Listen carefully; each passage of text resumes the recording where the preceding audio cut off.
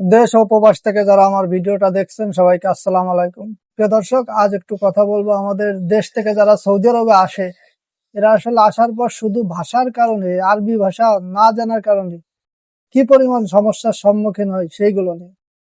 তো আমাদের দেশে আমরা সাধারণত বাংলা ভাষায় কথা বলি, যার কারণে আমরা আমাদের মনের ভাবটা খুব সহজেই প্রকাশ করতে পারি। কেউ কোনো অসুবিধা হলে বা কেউ কোনো কিছু জানতে ইচ্ছা করলে বা কিছু চাইলে বা কিছু দিতে হলে খুব সহজে আমরা বলতে পারি। কিন্তু আমরা যখন এই সৌদি আরবে আসি বা অন্য ভাষার দেশে যাই, যে কোনো দেশে হতে পারে, তো আপনি যদি এই ভাষা সম্পর্কে না জানেন কিছু আরবি ভাষা সম্পর্কে, তখন আপনি পুরোপুরি বুবা হয়ে যাবেন। আমাদের দেশে যেমন যেমন বুবা আর একটা কথা বলা মানুষের ফ্যাসিলিটি সুযোগ সুবিধা একটা বুবা কিন্তু ইচ্ছা করলেই কাউরে কিছু বুঝাতে পারে না, কিন্তু যে মানুষটা কথা বলতে পারে সে কিন্তু খুব সহজেই একজনকে কিছু বোঝাতে পারতেছে। তো বিষয়টা পুরোপুরি সেম বুবা। আপনি যখন সৌদি আরবে আসবেন, যদি ভাষা না জানেন পুরো বুবা হয়ে যাবেন।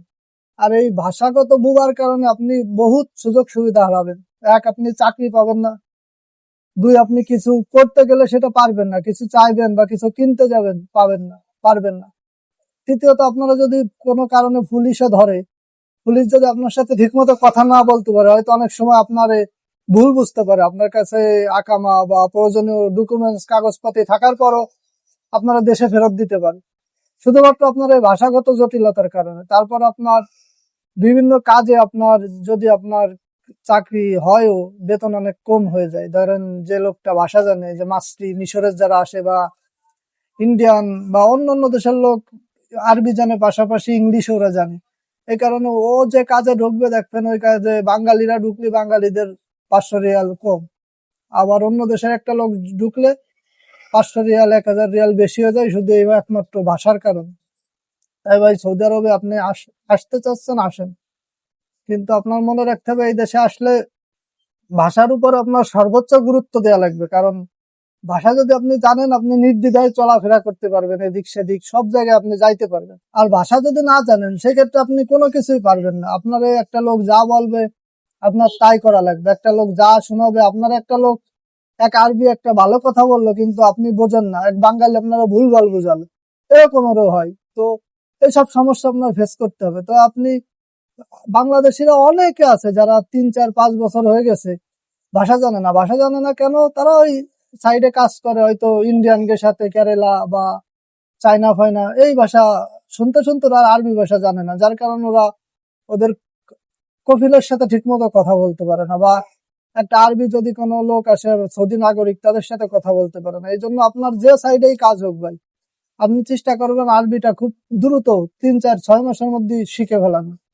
প্রত্যেকদিন আপনি যদি আধা ঘন্টা 1 ঘন্টা করে সময় দেন, ইনশাল্লাহ আরবি আপনি খুব দ্রুতই শিখে যাবেন। তো এটা হচ্ছে বিষয়। আপনি যদি এই দেশে আসেন, অবশ্যই আপনার আরবির প্রয়োজনীয়তা অনেক বেশি। আর একটা সমস্যাও যাবে, আরবি না জানার কারণে আপনি সবসময় একা, চাইলেও একা কোনো জায়গায় চলতে পারবেন না। আপনার মনের ভিতরে একটা ভয় থাকবে, যদি আমারে পুলিশই ধরে বা যদি আমারে কেউ কিছু বলে, আমি যদি উত্তর না দিতে পারি, একটা সংকোচ বোধ লাগবে। এই জন্য চলতে হলেও সাথে 2 4 জনকে নিয়ে চলা লাগবে, বা ওরা যদি যাচ্ছে আপনারও পিছন পিছন যাওয়া লাগবে।